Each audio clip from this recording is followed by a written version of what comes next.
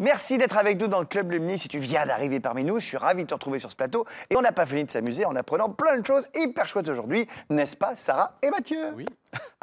Alors, pour donner tout de suite envie, on pourrait dire que vous allez nous faire aujourd'hui découvrir des activités qui sont drôles, réjouissantes, sublimes, délicieuses. Mais en fait, ça va surtout être bien gluant pour toi et bien flippant pour toi. Ouais. Voilà, on va dire ça comme ça. Alors pour la partie gluante, c'est toi qui t'en occupes, Sarah. Il faut quand même dire que c'est une matière gluante qui fait le bonheur de tout le monde en ce moment, les enfants, les parents, tellement elle est drôle à manipuler. Oui, c'est vraiment la star des cours de récré, c'est bien sûr le slime. On va apprendre à en faire à maison, c'est génial ça. Oui. C'est super. Et puis quant à toi, Mathieu, quand tu viens dans le Club Lumni, maintenant on l'a compris, c'est pour te prêter à des expériences que nous, simples terriens, nous n'oserions jamais faire. La dernière fois, pour ta première, on t'avait envoyé en apesanteur. C'était déjà pas mal, Ouais. C'était pas mal. Mais alors, à l'époque, tu ne volais que pendant 22 secondes à chaque fois. On trouvait que c'était pas assez. Et du coup, là, paf, on t'avait volé pour de vrai. Ça va, t'es entier? Ça va, je suis vivant, tout va bien. Et c'était bien. J'ai juste flippé un peu, mais c'est extraordinaire. Eh ben, on a hâte de voir ça. On se retrouve avec Karine, notre prof de sport, qui a décidé de nous soumettre à un défi sportif, mais en chanson. Alors, la partie chanson, ça me fait pas peur, c'est plus la partie sport. Je crains un peu. Il faudra le faire aussi, bien sûr, à la maison. Toi qui nous regardes, et puis on verra si notre invité qui chante et qui danse s'en sortira bien aussi. C'est Julien Granel qui vient avec nous aujourd'hui. Il est assez original, ce jeune homme. Il est aussi super pote avec Angel, ça n'a rien à voir. On verra ça tout à l'heure. Allez, je vous propose tout de suite qu'on décolle pour cette émission qui, j'en suis sûr, va tous vous souffler. Et ça commence tout de suite avec Mathieu. T'es prêt? Vas-y, souffle un peu pour voir. Voilà, vous allez comprendre. C'est parti.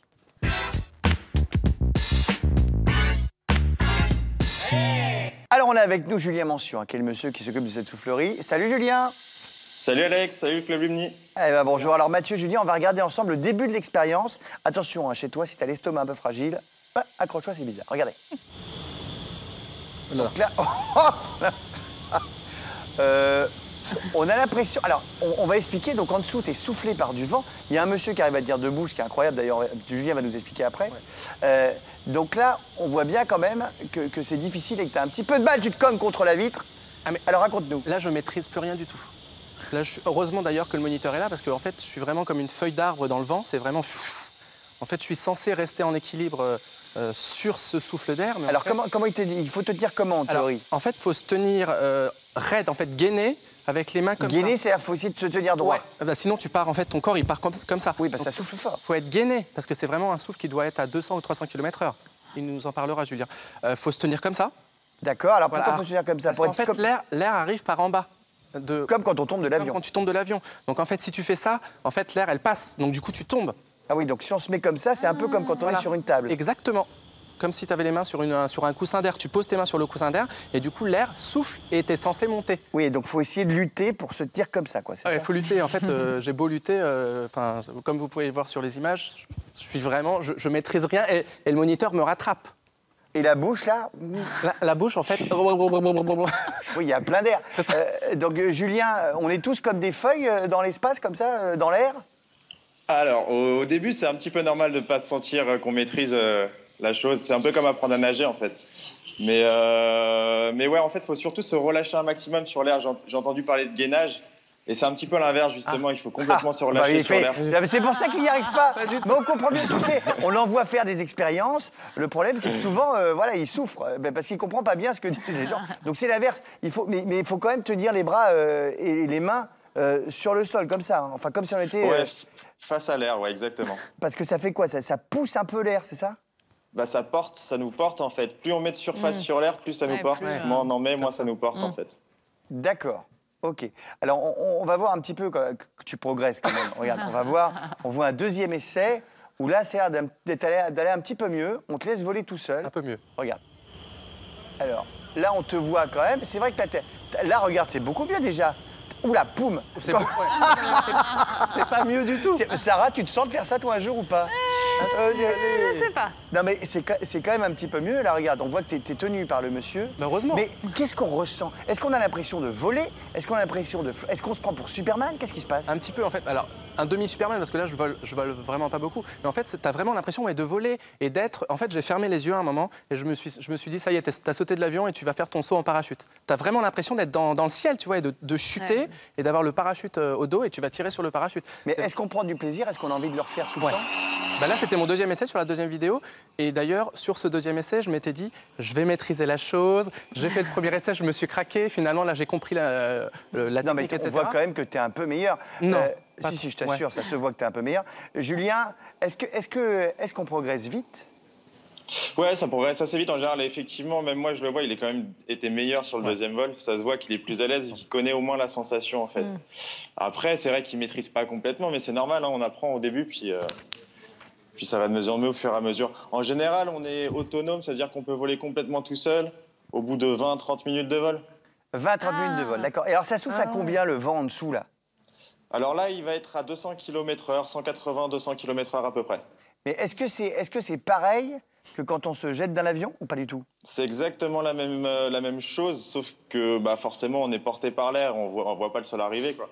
Donc il y a moins de peur, mais c'est la même sensation et c'est les mêmes techniques de vol. Parce que moi, pour être franc, je l'ai fait une fois, le saut en parachute. J'ai eu très peur. Hein.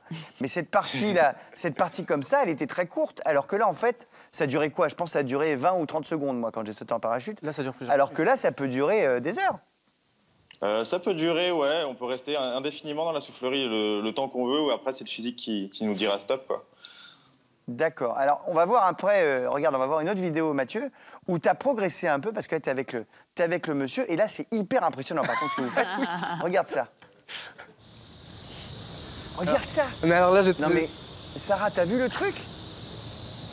Non, mais là, Alors, mais qu'est-ce qui se passe, là? Raconte-nous. Là, en fait, je maîtrise plus rien. En fait, je fais confiance au moniteur parce que là, je me sens emmené de haut en bas et tourner. Tu vois une machine à laver en mode essorage, là, c'est vraiment le mode essorage. Non, mais vraiment, Julien, c'est... Mais est-ce que tu as peur? Mais là, je dis, waouh, qu'est-ce qui m'arrive? Et là, parce que le moniteur, en fait, il attrape mon bras, il attrape ma jambe, et là, il me commence à me faire de haut en bas, mais on monte à 7 mètres, j'ai l'impression, et il me fait tourner comme ça. Je me dis, mais... Et en fait, tu te laisses faire, tu fais confiance, tu te dis, bon, bah, je profite, je suis dans la soufflerie, finalement, on risque rien. Mais Julien, est-ce que quand on fait ça après, quand on saute en parachute, on est hyper bon? Est-ce que c'est vraiment la même chose? Alors, effectivement, comme on apprend à travailler dans 5 mètres de diamètre environ, bah forcément, quand on arrive dans le ciel avec tout l'espace qu'on veut, bah, on devient forcément meilleur, en fait. Donc, ceux qui s'entraînent en soufflerie, en général, sont bons en parachutisme derrière. D'accord. Et je crois qu'il y a même il y a des compètes de soufflerie. Hein. Ah. Il y a des compètes de ce que tu fais. Parce qu'alors, on va revoir une vidéo de Mathieu après 6 mois d'entraînement. Regardez, c'est impressionnant ce qu'on peut faire. J'ai juste changé de tenue, là, comme tu peux voir. Oui. Ah, c'est moi, là. Je gère, hein. Bon, évidemment, c'est pas toi. Hein. On va pas se le cacher. Regarde ça, mais c'est un truc de fou. Mais regarde ça, c'est génial, ils sont la tête à l'envers. Ah bah, franchement, on dirait que c'est un trucage. Mais ça, c'est combien d'entraînement, Julien, pour arriver à faire ça? Au moins 200 heures d'entraînement de vol. Ah ouais. Donc là, sur la vidéo, c'est moi et un de mes collègues qui est champion du monde, justement, de soufflerie. Donc là, il y a quand même pas mal d'entraînement à l'heure active, quoi. Mais comment vous montez, vous descendez? C'est ça que j'arrive pas à comprendre, moi. C'est une histoire d'aérodynamique, en fait. On se sert de l'air pour monter, pour descendre. On augmente notre surface, on la réduit. Enfin, il y a plein de techniques différentes. Le souffle, c'est toujours le même. C'est vous qui arrivez, suivant vos positions, oui, à prendre plus ou moins d'air. Là, le souffle, il est à 280 km/h. Et nous, après, en fonction de notre position, on va monter, on va descendre, on va accélérer, freiner, etc. C'est génial. Alors, qu'est-ce qui se passe si le vent s'arrête et qu'on est à Perpète-les-Oies? Alors ça, c'est une question qu'on me pose souvent, quand même. Il faut savoir que, en fait, si on coupe la turbine, enfin, si on coupe les moteurs de la soufflerie, le temps que l'inertie des moteurs s'arrête, il y a quand même du vent qui reste à l'intérieur. Donc on ne s'écrase pas, bien sûr, sur le filet si ça coupe. D'accord, parce qu'en bas, il y a un filet de réception. C'est comme un trampoline. C'était une de mes peurs, ça. Hein, ouais, il y a un filet, puis même les moteurs, ils gardent la vitesse. Hein. Merci Julien, on te garde pour la fac. Merci Mathieu, on te garde pour une prochaine expérience complètement dingue. T'aimes bien faire ça? C'est bizarre quand même, cette envie de faire des trucs qui font flipper. J'adore partir à l'aventure. En fait, je suis un peu flippé, mais en même temps, j'aime bien partir à l'aventure. Et pour le club de nuit, je ferai un petit peu n'importe quoi. Enfin, on verra pour le saut en parachute. On va voir. En tout cas, ça, c'était sympa à faire et tu le conseilles. C'est génial, je le conseille. Eh bien, génial. On va voir ce qu'on fera la semaine prochaine. Allez, on va partir, Sarah, à la foire aux questions. Oui. Eh oui. T'aimerais faire ça toi aussi quand même? Ah oui, complètement. Peut-être qu'on va se faire une session, on va tous faire un truc de Mathieu une fois. On va faire ça. Allez, c'est parti. En tout cas, vous avez déjà flippé parce que c'est la foire aux questions.